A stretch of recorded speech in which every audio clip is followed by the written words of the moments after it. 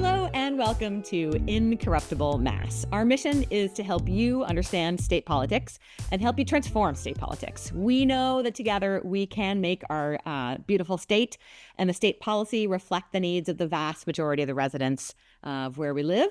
And today we are going to be talking about the economy. It's part of our deep dive on the economy. And we are going to be doing one today with a special guest from MassBudget to talk about the Massachusetts economy.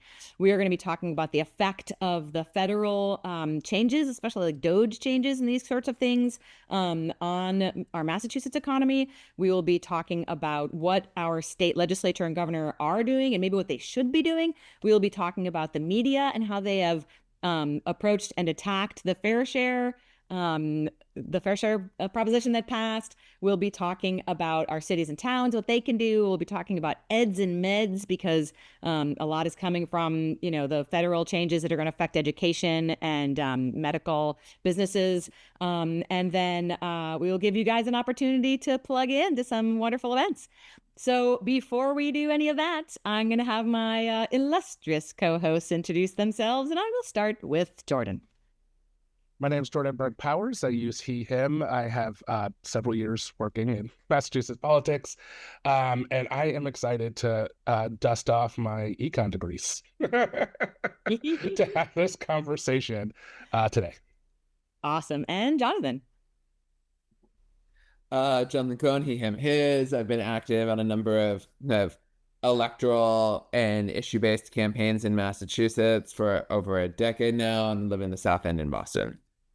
And I am Anna Callahan, she, her, coming at you from Medford, where I'm a city councilor and I sort of specialize in local electoral stuff, not just in Medford, but also across the country. So we have an amazing special guest and Phineas Baxandall. Did I say that correctly? Please correct me if I'm wrong. From MassBudget, if you would mind introducing yourself and your organization. Thanks, Anna. My name is Phineas Baxandall. I'm the policy director at MassBudget, also known less commonly as the Massachusetts Budget and Policy Center. And MassBudget has been around we're on our fourth decade of analyzing state policy with a particular eye towards trying to improve how Massachusetts policies work for low and middle income people. And thank you for inviting me here. Wonderful. We are very excited to have you. So first, man, so many insane changes happening at the federal government. They're trying to axe the education department. They're, cutting all sorts of important departments up there. And we would love to hear from you what effect that is having on the Massachusetts budget. I know you said that they actually have like an office where they look specifically at state at funding that's coming from the federal government. And if you can give us a little bit of an update and tell us what is happening in terms of our federal funds coming to the state of Massachusetts. Yeah, thanks, Anna. So this is something that was created by the administration. The Governor Healy created a new kind of position, new office to really look at. It was first created with the idea of, wow, there's these incredible new opportunities from the Biden administration, and we want to be well positioned so that we have the matching funds for these federal grants was the main thing. There's going to be these billions and hundreds of billions of dollars in federal grant opportunities, and they all require the state to be able to say, we'll pony up what our match is for that amount, and we wanted to not be flat-footed. Oh my gosh, those were the days. Those were the days, right? So they hired sweet summer children of yore, right? Yes, that's right. The good news, I mean, it's not all tragedy, because the same people who are really adept at this are now looking at what's getting cut and providing information about what's getting cut. And so I'll can give you the website for you to put with your materials there. It's impact of federal funding cuts on Massachusetts is what they call it, and what they show is they have really good impact on federal funding cuts on Massachusetts.com.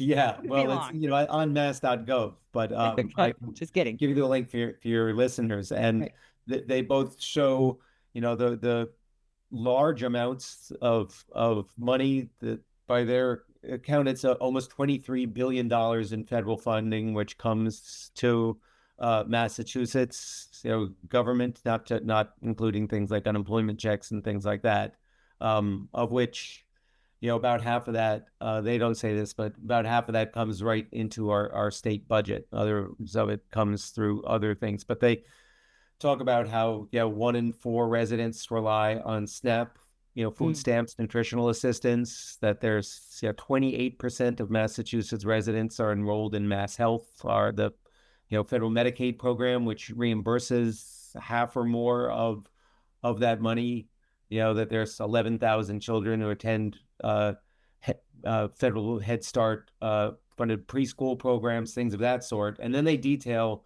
what the cuts have been so far. And there's not an official way to do this, so they're kind of lagging almost on a crowdsourcing within government and such, but they show how there's $366 million of cuts that have already happened, mainly to health and human services, education, and public safety. Actually, some of the more anything that you might have thought of as sort of being enlightened, I guess, has been coded as woke and getting cut. So those cuts are detailed, and it's a really sobering picture of both what's happening and what the vulnerability is for future cuts. And I think that highlighting the fact that cuts are not although there are say some particularly scary cuts possibly coming down the road, we have already lost money from the federal government is something that I feel like a number of legislators aren't quite grappling with when they talk about this, because they talk about having to take action to address federal funding cuts as a later issue. When because of those cuts, many of them, which, and correct me if I'm wrong, were some of the cuts being made unilaterally from the Trump administration to different programs through Elon Musk's DOGE, we've already lost money, and so that when there's with the possibility of Republicans kind of passing the quote unquote one big beautiful bill by July 4th, that creates that's even more damage down the road, but that there's stuff that we already aren't addressing that we really should. Yeah. I mean, I think for the legislature, they don't know which of these unilateral DOGE type, executive order type cuts are going to hold up in court. So some of that stuff, you might not want to start restructuring things and such based on things that you don't know what will hold up legally. But there are, grant programs which have been canceled, so they're not happening anytime soon. There's a lot of this stuff, there's major impacts. These National Institute of Health grants which have been canceled. Maybe that money someday might get. It seems like it's gone. And it's also the type of thing with that I think also doesn't get enough about discussion of the federal funding cuts. There are some funding that you can lose, and then you can move money around in the interim, and try to weather over until the money that you were promised comes back.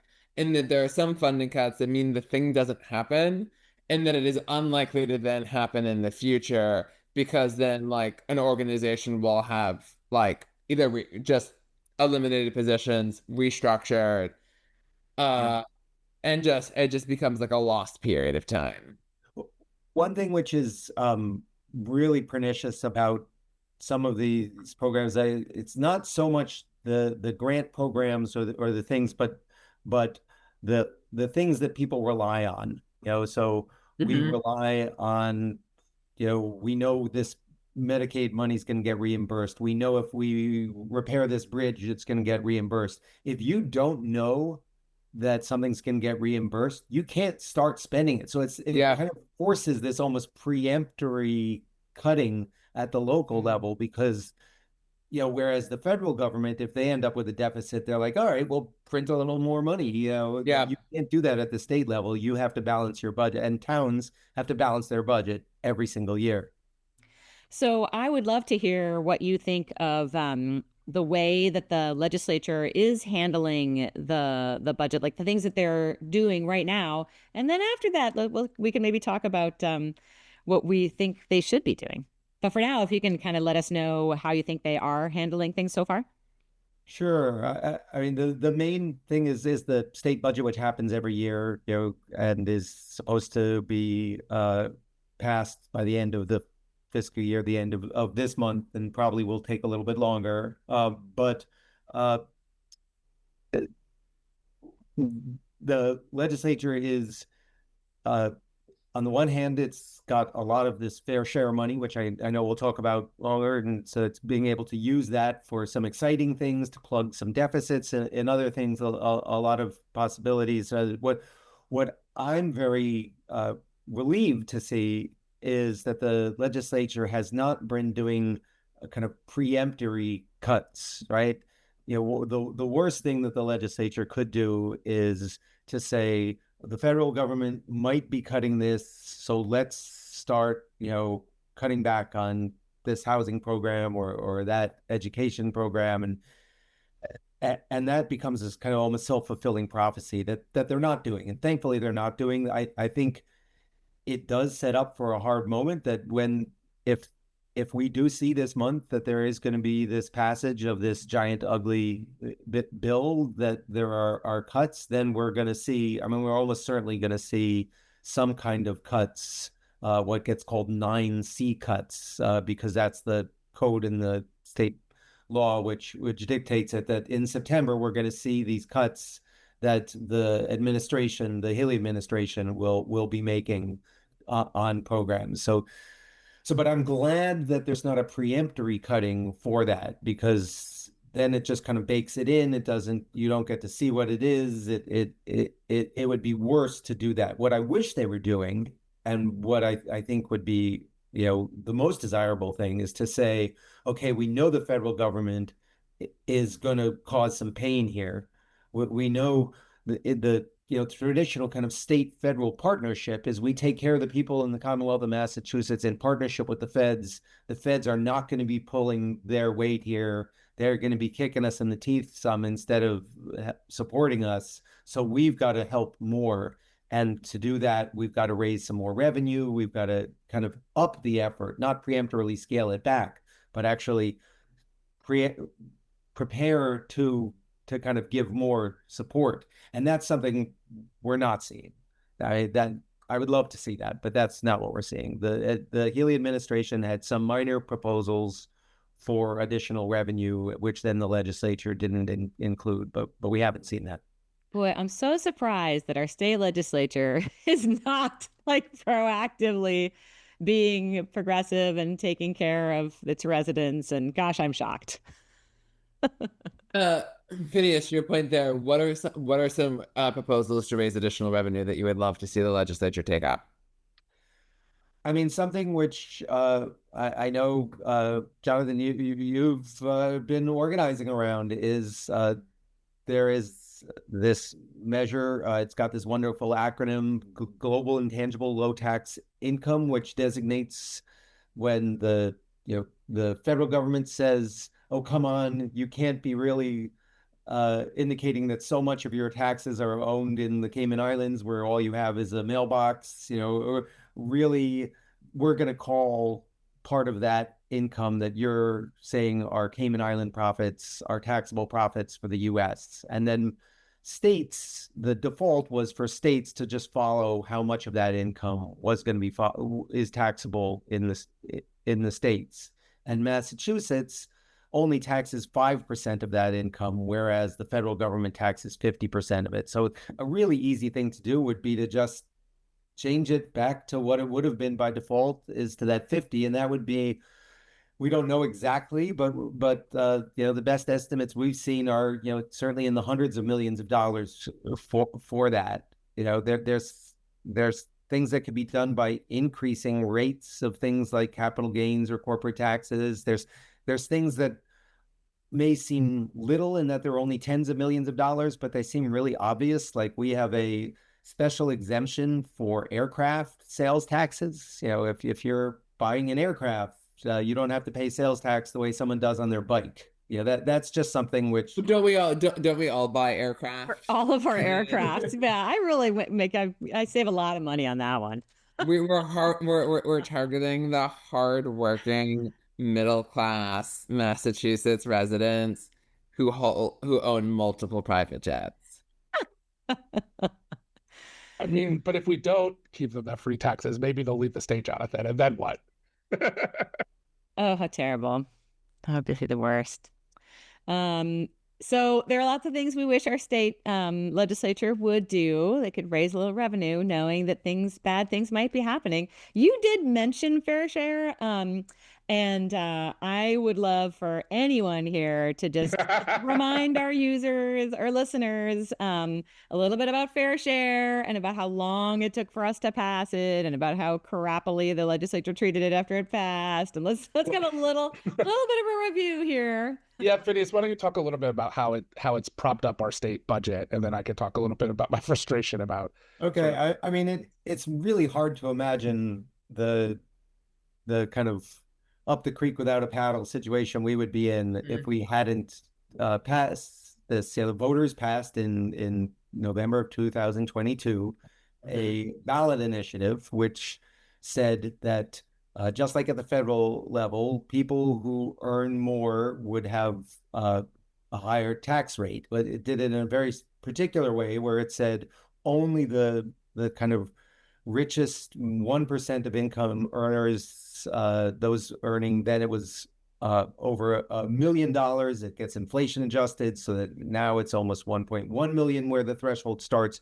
But starting in your second million, or you're starting after 1.1 million, you're paying an extra 4% income tax on that money. And people called it the millionaire's tax. So if you heard of the millionaire's tax, it's also called the fair share. So these are all the same thing. Yep. Sometimes it gets very sterilely called the surtax, which I think resonates for nobody and recalls nothing. But so it's something that we should be talking about a whole lot more, because it has become the life raft for us. When it passed and when it was coming up for a vote, the opponents said, "Oh, it's not gonna create the money we think it's going to, because everyone's gonna leave the state who would pay it, or at least they'll find some way to make it seem like they're leaving the state, and it's gonna cause all these other problems." And the official estimates then, which the outgoing Baker administration had done, was that it was only going to raise $1 billion, which was half of only $1 billion. I wouldn't mind having only $1 billion. Is huge, right? $1 billion is such a difference maker. But that was, we had been saying it's going to be at least $2 billion, and they said, okay, let's estimate that it's $1 billion. I said, all right, estimate that it's $1 billion, but it's now about 2.4 billion in the most recent fiscal year, and then because we underestimated, it's sort of a one-time thing, and I don't think people appreciate this. Because we underestimated in the previous years, we have a little bit of an overhang of that extra fair share money. So now in this particular budget is like a bumper crop of fair share money, and the timing is good, frankly, with what other troubles there may be for the economy, and there may be in trying to cushion federal cuts. And so, for instance, the MBTA, the T, is projecting a $700 million deficit otherwise for this year. And they've been putting all this money into repairing, getting service better, investing in it, but they've got a $700 million deficit. And the House and the governor proposed budgets that would fully cover those deficits. The Senate's was less. It'll end up getting negotiated, but we would be in a totally different universe. Like Chicago had a millionaire's tax on its ballot that it lost. And Chicago right now is announcing 40% cuts in transit service. Oh my I God. lost that. So we can kind of see the alternative universe of what we're in and from what Chicago in. And it's, Chicago is an engine for that region's whole economy there. Jordan, jump in. I know how much you want to talk about this. Because I was railing about this before we keep saying we have to have it before the curtain, before the thing starts. Just a reminder for people who are listening that, there was a skies falling attitude to how the millionaires tax got covered from everyone from, positioning Evan Horowitz is horrible. So quote unquote, like fake reports that he puts out, that talked about like how all these millionaires were going to leave and it was maybe gonna net a few positive money, but it was likely going to be relatively even, to the way that they treat people like ourselves who are really talking about fiscal management. I mean, really, a small surcharge on people who will barely notice it to help cover some of the basic things that help the engine of our economy run is what a legislature and a responsible sort of media apparatus would be talking about doing, right? Because it's a small surtax to do some basic things. But instead it got covered like we were bonkers leftists who were just like one shot away from talking about a communist revolution. And then we were juxtaposed with people who are absolute bonkers people, who believe in no taxation, who have never supported a taxation, who oppose every type of taxation, as if a 4% surcharge on the million and first dollars is the same as people who oppose all taxation, right? And that is what happened in the media system, is that they treat those two ideas as equal. And that the idea that there's a middle that we have to get to between those two, the middle is the fair share, if not a little bit to the right. Right? That's the conservative fiscal position. When you saw what was before us, even before all the chaos with the Trump budget, what we saw is Obama cut state and federal state funding. Other successive things. Like, we have seen a falling away of the federal government's support for the basic services of our local cities and towns. We have seen, except for Biden, who thankfully put more money in, we have seen across a bipartisan push away from that sort of more and more austerity budgets. And the fiscal thing to do was to shore up what was already an unstable system in Massachusetts. It's still relatively unstable, but it's more stable because of fair share. The responsible thing to do was to have a responsible taxation to try to address it so that we can ensure that our T still functions, that our schools still get updated, that they still could have the possibility of providing a world-class #1 education, right? That's only possible if there's money. You need to tax people to get that money. And I'm tired of the way in which we get juxtaposed with people who are just like bonkers. They're just bonkers. They're not tethered to reality, and they're not required to. They're not required to be. They're never asked. No one has, since the Fair Share Amendment passed, asked the chamber to apologize for opposing it. They've never said, how would you fix this problem? They've never said, the chamber is happy to get a tax credit that we can't afford for money that gets backfilled by the things. They never get asked to account for all the hard work that those of us who are responsible, who are actually very moderate, who are thinking very fiscally responsibly about the world, to us about the hard work, 10 years, constant opposition, millions of dollars to stop it from happening. It has not caused the world to fail. Millionaires have not left the state. It has not collapsed. We are not just poor people all desperate without millionaires to fund, right? People want to live in a state, including millionaires, that functions well, that's easy to get around, where their kids have good schools, where it's relatively safe. All of that costs money. We're asking people to pitch in. It was a relatively thing, and it's just a really frustrating. It's really frustrating the way it gets talked about and the way it's still getting talked about. And this is without the fact that the legislature just cartoned off half the money that we could be bringing in with tax cuts to dead billionaires. We could think about how much better we'd even be without that tax cut. So, sorry, rant over, but it's just always so frustrating. Phineas, go ahead.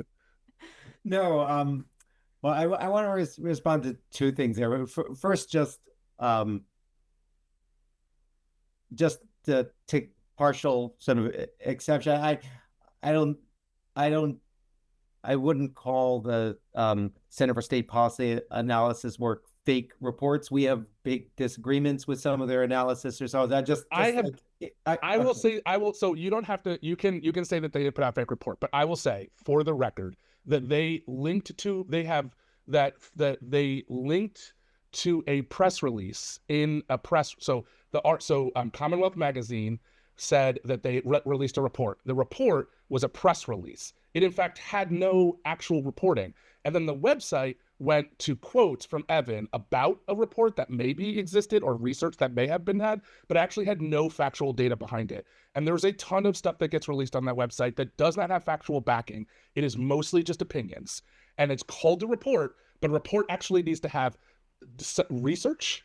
It needs to have facts behind it. So it's you're free to back. I'm sorry I took us down this. I just wanted to say I'm not saying that out of turn, like I'm just like I hate the work that they do. I'm saying like factually speaking, they are treating people who have research and actual numbers the same as people with opinions, and that frustrates me. I don't want to. You're hearing it first here, guys. as a research organization, when I see folks who do serious research, maybe there's instances you're talking about where, so this case being sort of dismissed as fake, I just feel like a sense I need to come to their offense. But fair enough. What I really wanted to say, I'm sorry, Joe. Okay. What I really wanted to say is that that there's just another example of this sort of progressive, responsible governance, sort of the years and years ago with capital gains, trying to get capital gains income taxed at the same way, at the same level as people who are earning, kind of actively earning their same level. It should be more. Ugh.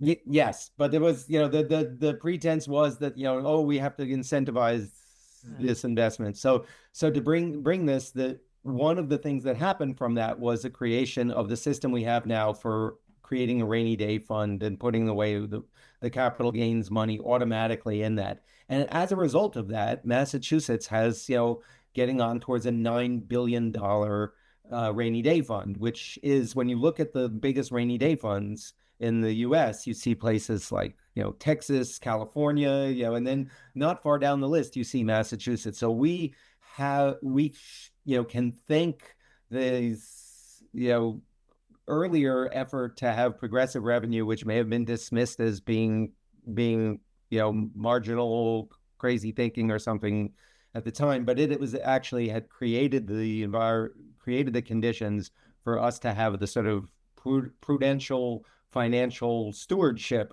which puts us in a much better situation, gives us better bond ratings, etc., than if we hadn't done that. Sorry, that's my other plug. No. Yep. What, and I can tag on one thing that Jordan, one thing that your rant reminded me of is kind of the annoyance in which that when it comes to the fact that, like, with, let's say, I'll use, let's say, big ugly bill that the Republicans are working through Congress, that is like blowing a massive hole in the debt and deficit. The folks who pretend to care about the debt and deficit will always have more ire about spending that helps people than they will about blowing money on tax cuts to rich people. Even if some of them will still criticize when Republicans blow holes in the budget to give tax cuts to rich people, it will never inspire that same passion and that same ire from them. And that the way in which the media, the next time that very Republican who will have voted to create a massive hole in the federal budget and grow the debt now puts their deficit hawk hat back on and talks about how Democrats' wild spending is threatening the fiscal security of the country, are allowed to have their speaking engagements in the future. So there's that, just like, which is always just so grating to see that, like, the blatant hypocrisy that is never that our media system is not built in to disincentivize. And so I'm going to jump in about the media because, clearly with Fair Share and with stuff that happens here in Massachusetts, we do not have enough media outlets that are approaching this with, the right level, of balance, not balance between, like, reasonable people and unreasonable people just because they happen to be on opposite sides, but like balance between reasonable opinions. And also, you really won't hear a lot of the just pure factual information that Phineas is bringing to us, about what cuts are coming through, from the federal government to our state and how it's affecting us and what the budget is like and all of these things, as well as of course, we always have dreams of what we could do better. And if you want to hear more of that stuff, I encourage everyone listening to forward this to your friends. And also there's always a link to donate to the show. You can donate a cup of coffee. You can donate $100. You can give us as much as you want. And it really, none of us get paid. It purely goes toward making sure that our graphics are there, that our videos are edited, that our social media accounts, maintain their vibrancy. And we have some lovely young people who are doing that work for us. And so if you can, that would be amazing. And we only have a couple more things to cover before we go for today. I want to make sure we talk a little bit about cities and towns. The state, we want the state to fill those gaps where the federal government is now falling through and letting us down. We've talked a little bit about the state. How can cities and towns fill this kind of gap? I know I'm going to speak for my city of Medford that, I believe we are still the lowest funded per capita city in all of Massachusetts, lower than the vast majority of towns as well. And we are a shoestring budget. So I don't know what we can do. So taking ideas, but there are also much wealthier cities, Cambridge and other places like that. And would love to hear from you, Phineas, or anybody else, what kinds of things cities and towns can do to help in these trying times. Well, I mean, I guess I know you've talked about this on your show before, that unfortunately cities and towns are limited in what they're allowed to do because of our so-called sort of home rule system. Yeah. And so there are things which I think the state could allow cities and towns to do, such as, there's 19 cities and towns, I believe, that have formally asked to have a real estate transfer fee on the most expensive homes to be able to fund affordable housing initiatives in their cities and towns. So that's the type of thing that requires a state kind of nod for it to happen. But I think, you folks, we work more on the state. Jordan, you've done a whole bunch of stuff on cities and towns. I don't know what you're talking about, folks, or what's going on in Worcester. No, I mean, I think you nailed it. I would encourage people listening, if you are in a city or town, just to think about, yes, it requires state oversight to allow these things, but that's actually the time to then try things. Like, I think the other thing is a lot of times cities and towns don't want to do things because they know the constraints and they know the process of trying to get through the legislature. But if it wasn't just Boston, if it was Worcester, if it was Medford, if it was more cities and towns asking for more ways to find revenue in these tough climates, it actually would put pressure on the legislature to try to do something and to loosen up the reins. So it's actually a good time, if you have a city councilor, if you have a person, to think about what are some ways that you can bring in some progressive taxation or things that make sense for your particular city and town that voters would agree with, including a transfer tax, which is overwhelmingly popular no matter where you are in the state.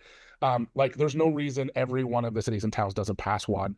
And then the legislature will either have to pass it from the state legislature or, allow some of these cities and towns to just do what they've been democratically elected to do. But yeah, no, you've nailed it. I think we've all talked about it a bunch, which is ultimately it's up to the fact that the legislature, because it's limited by that. Boo. Back to what our entire podcast is about. No, but you're doing things, and you're doing things in Medford. What, how are you folks doing it? Well, we passed our first Prop 2.5 override. We never had one on the ballot before. We just passed one. So that was a lot of work, a lot of research, a lot of everything. It's why I know that we're the lowest funded, we're less funded per capita than 90% of all cities and towns. We're the lowest funded city. So that kind of research and understanding to help the voters to really have a good comprehension of why we were asking for them to approve of a Prop 2.5 override. But the question of funding your city properly is a very difficult one in Massachusetts, and we really are hampered by the state. So that's a reality, hampered in many, many ways. We can't do all sorts of other things. Minimum wage laws, we can't pass those. We can't do all sorts of landlord tenant things. I mean, that's just the way Massachusetts is. I think I want to go ahead, since we're coming up on time already. Let's just talk quickly about eds and meds, right? I mean, we are a state where education and medical businesses are really the industries, the innovative industries, and the industries in our state where we are ahead of other states. And yet there's a lot of problems coming from the federal government with NIH being cut, funding being cut from NIH, and the whole education department being, in trouble. So I'd love to hear what you think of that kind of coming down from the federal government and how it's going to affect our economy. You said it out right there. Very much Massachusetts economy, more than perhaps any other state in America, has higher education as a kind of both direct kind of spending engine of the people who are hired, whether it's food service or professors or, physical plant, as well as being a reason why businesses locate here and why there's the kind of agglomeration of knowledge, which makes it a place where people want to come and be.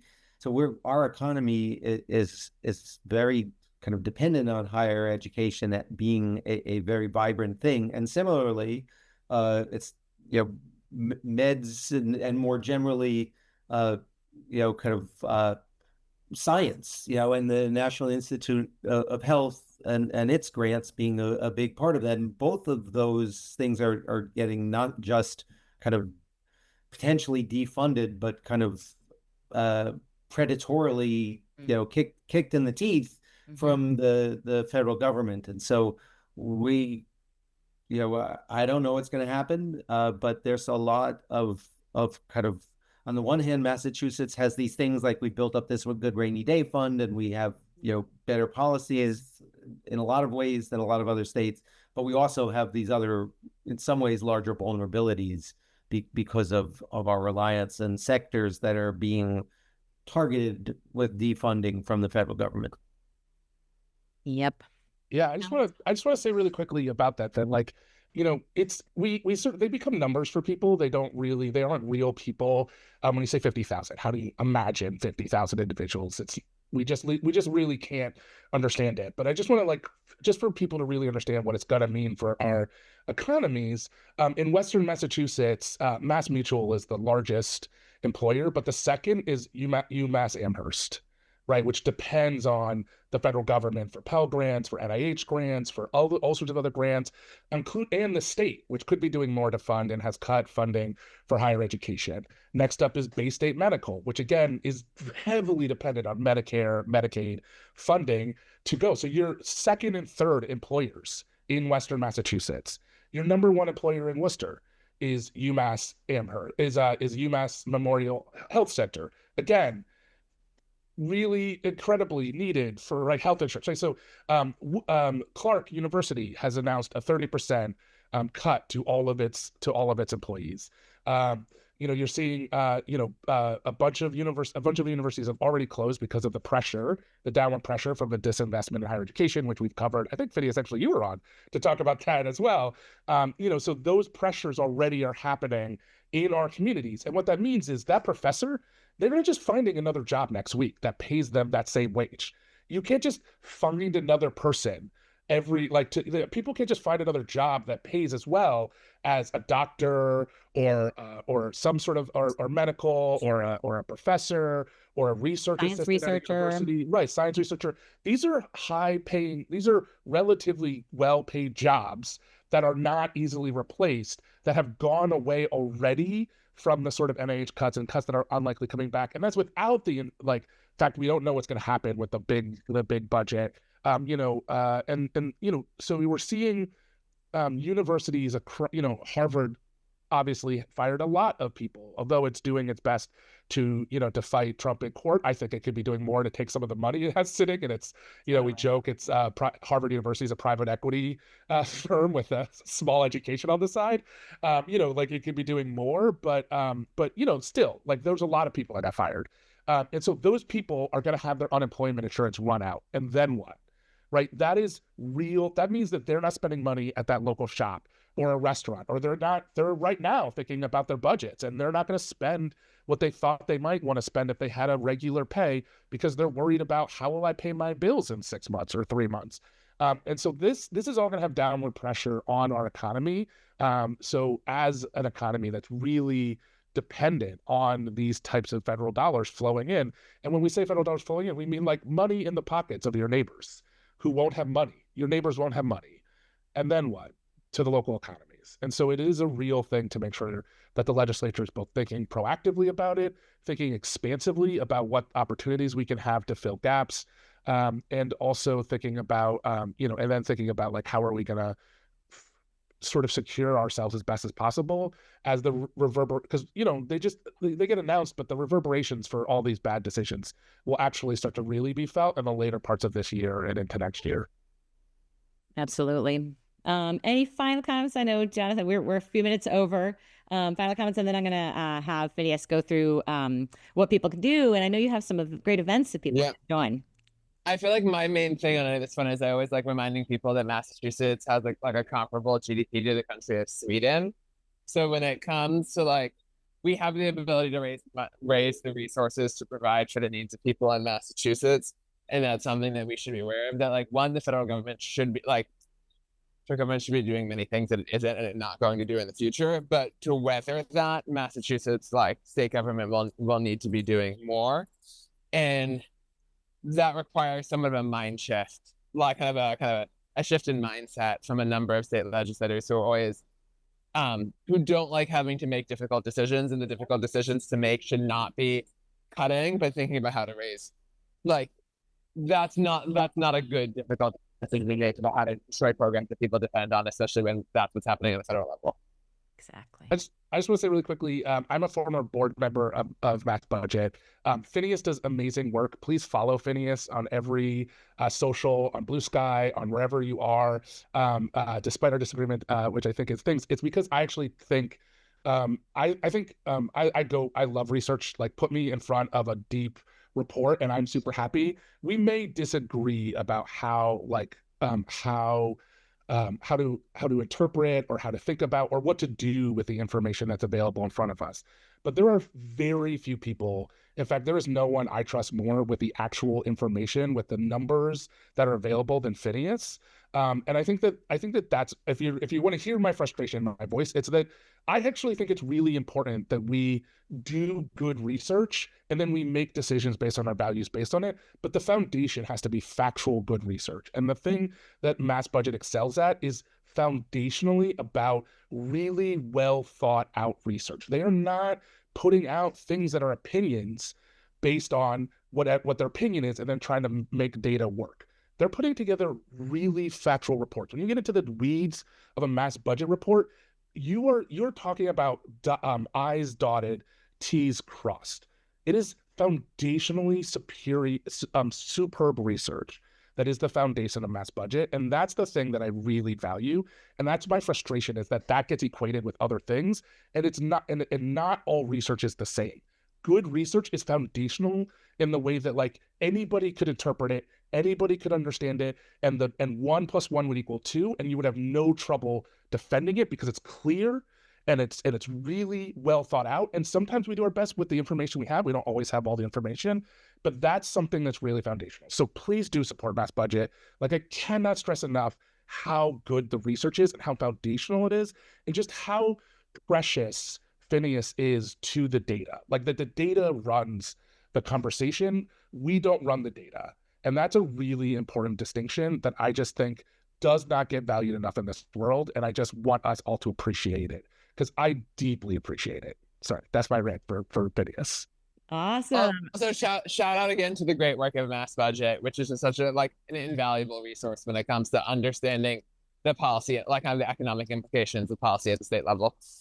Well, Phineas, once you stop blushing, we'd love to hear from you. What events you guys have? It means so much to hear this from folks who are you're so engaged day to day with the important work. I wanted to just put in a plug for two different events that we're doing that people can take part in, participate in. One of them is we're continuing a series called Policy Talks on September 16th. You can find it under events on our website. We're going to be talking about two kinds of public money that we have not been following. We feel remiss at MassBudget to not have been following what's really going on with the cannabis money. Where is it coming from? Where is it going? Similar thing with all of the different streams of gambling money, whether it's sports betting, casinos, lottery, things of that sort. We're doing that, and then we're doing also on our webpage, you can find a Focus 2025, a full day conference. It'll be as fun as a concert. Yes, MassBudget concert. Yeah. What instrument are you playing or are you singing? It'll be all day out in Devons. We want it to be in the center of Massachusetts, and we hope as many people as can make it are there. It's going to be a lot of great conversation about a lot of different juicy public policy topics. And thank you all for having me here, being part of another one of your great conversations. Thank you so much. We love your work. We love having you on. And, thank you so much. Thanks everybody listening, and we will see you all again next week. Hey there, thanks so much for watching us on YouTube. Please like and subscribe, and it would be amazing if you would also subscribe to us on your favorite podcast player. Just look for Incorruptible Massachusetts wherever you listen to podcasts. Thanks so much.